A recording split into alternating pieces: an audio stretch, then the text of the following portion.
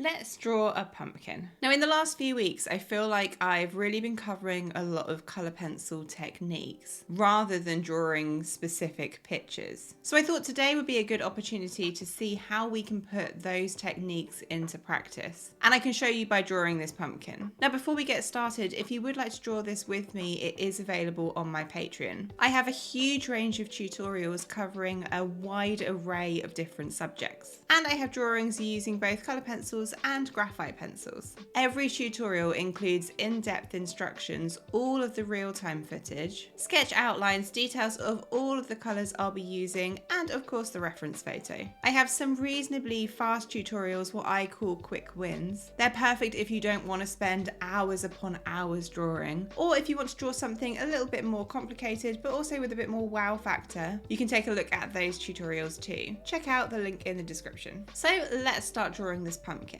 I've already sketched out some very light outlines, and the first thing I want to do is put down some base layers. So what I want to do here is look for the lightest colour that I can see in each area. So for example, to begin with, I can see a very light yellow, particularly around the top of the pumpkin, in the eyes, nose and mouth. It's where the really bright light from the candle inside is showing through. And what I want to be doing here is putting down the pencil really nice and lightly.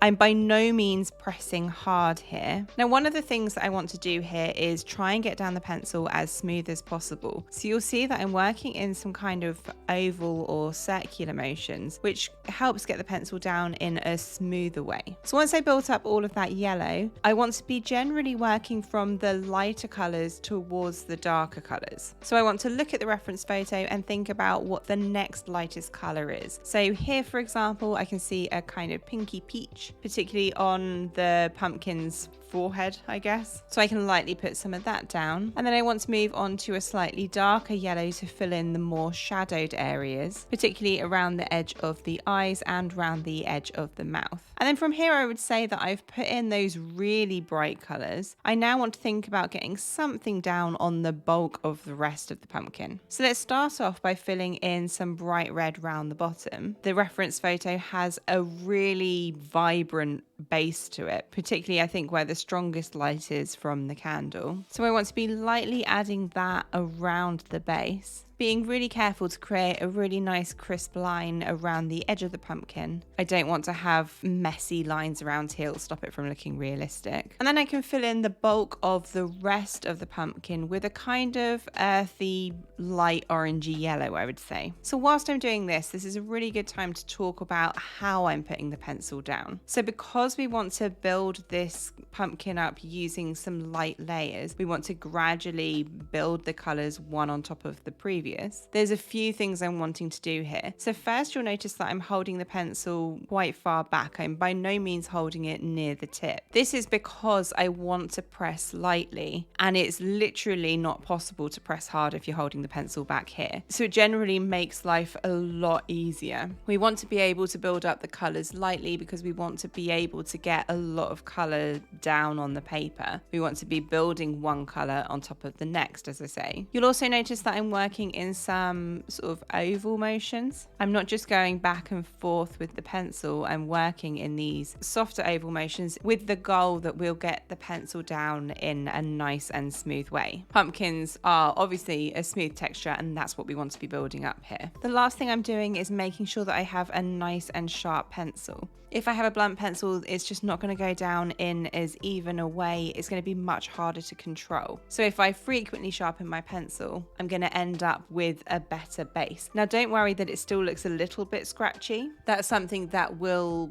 reduce as we build up more of the colours. So now I've got something down on the whole of the pumpkin. I want to keep building up and keep thinking about what the next darkest colour is that I can see. So I'm actually going to move on to quite a bright orange now, go over a lot of these lighter, more yellow orange areas and brighten up a lot of the pumpkin. The good thing about colour pencils is if you put a pencil down and it doesn't look quite right or it needs to be brightened up, then you can go over it and you can see that this is immediately lightening the pumpkin. I can also use it to mark in some of the lines on the pumpkin, just kind of getting my bearings with that a little bit. You might notice that I'm being much lighter with the orange at the top top of the pumpkin and a little bit, not firmer, but I'm building up more of the color towards the bottom because generally speaking, this pumpkin is darker at the bottom and lighter at the top. So once I've built up all of this orange, I'm moving on to a almost reddish brown. And again, I can use this to really go over those lines on the pumpkin a little bit clearer. It's made a lot easier because I've already lightly marked it in with the orange, so I kind of have a bit of a better idea on where they need to go. And although I don't want to put a lot of this brown towards the top, I do need to build a lot up around the mouth. So generally speaking, as I mentioned, the bottom of the pumpkin is a lot darker, and that not only needs building up with a darker orange, but also with a series of browns. It actually gets really dark towards the bottom. But we are still focusing on the base layers right now. We don't want to be building up really dark colors at this point. I just want to get it marked out so that I can really get my bearings, check that everything is in the right place. If I straight away went in really hard with the pencil, not only would it not look as rich, it would look a bit flat because I wouldn't have built up all of the colors, but it's also a lot less forgiving. If I put something in the wrong place, it's going to be a lot harder or not possible to correct it with a darker pencil versus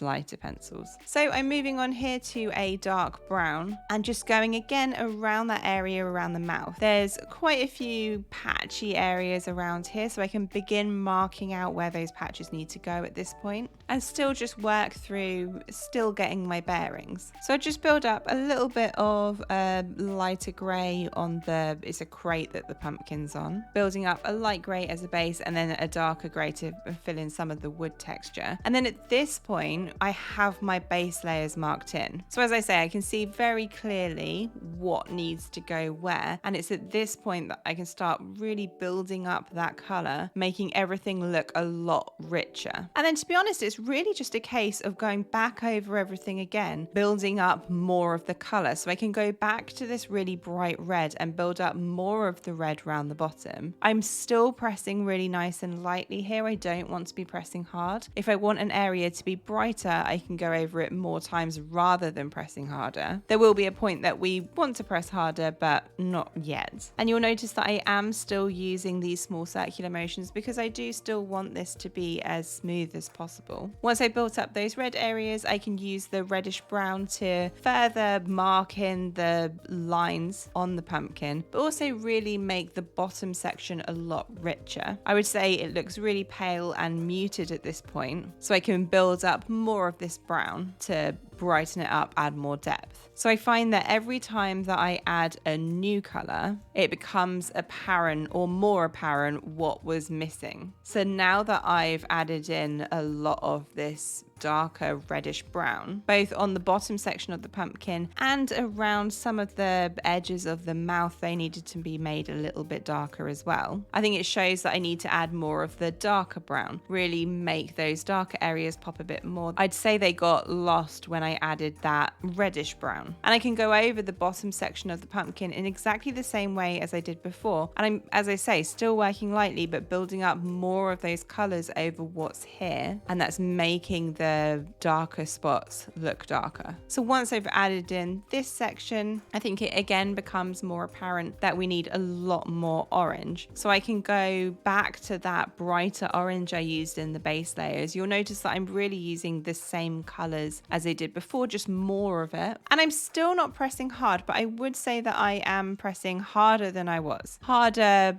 towards the bottom or near the mouth, and then a lot lighter as I work my way further up.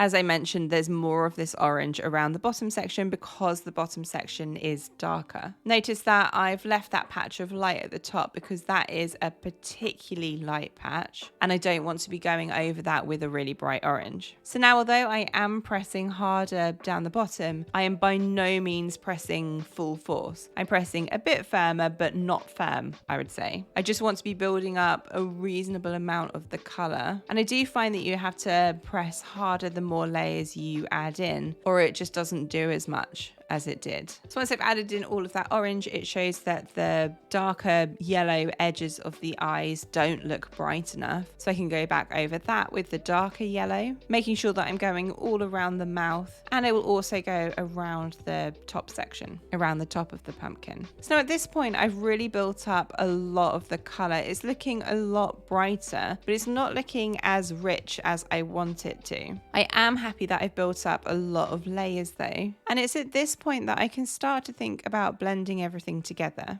So starting off once again down the bottom in the darker area with that reddish brown again. And here I am pressing really hard. I'm going over all of the same areas that I previously have with this color, but pressing much, much firmer so that I can't see white spots anymore. Now, where I get to the edges of where I've used this brown, I do lighten up a lot. So for example here, because I do want it to fade into the top section. So I can use it to still lightly mark in a bit bolder some of the areas around the top, but around the mouth my main goal is to really end up not being able to see any white spots of paper. I want the mouth area to be really nice and smooth. Now it is worth remembering that although I wouldn't necessarily think a pumpkin is brown, because I can see this color brown on the reference photo, I'm going to draw with it. You may just think that pumpkins are orange, but I think it's really important when drawing to think about what you can actually see rather than what you think should be there. And in actuality, if you just drew an orange pumpkin, it would look really boring and flat. So after blending the whole bottom section, or the darkest bottom sections with this brown, and you'll notice that you can still see that darker brown through, it doesn't completely cover it. You can still see all the patches that we've marked in, it's just smoothing everything out. Once we've done this, I then want to go back to that very bright red and do exactly the same around the sides. So just really brightening up this bottom section with that bright red, covering up all of these light spots, all of the white spots of the paper down here. And then at this point, the bottom of the pumpkin is looking a lot more solid. I can also do the same around the edge of the mouth where I can still see a bit of this red. And then I want to be really building up some of the color up here as well. So the goal in this whole section is not being able to see the white spots of the paper. So I can use that pink that I used much earlier to blend together this lighter section up here. Again, being much more subtle around the edges of the white section so there's no abrupt lines. And then I can use the orangey yellow to do the same on the top section of the pumpkin. And the whole thing is looking much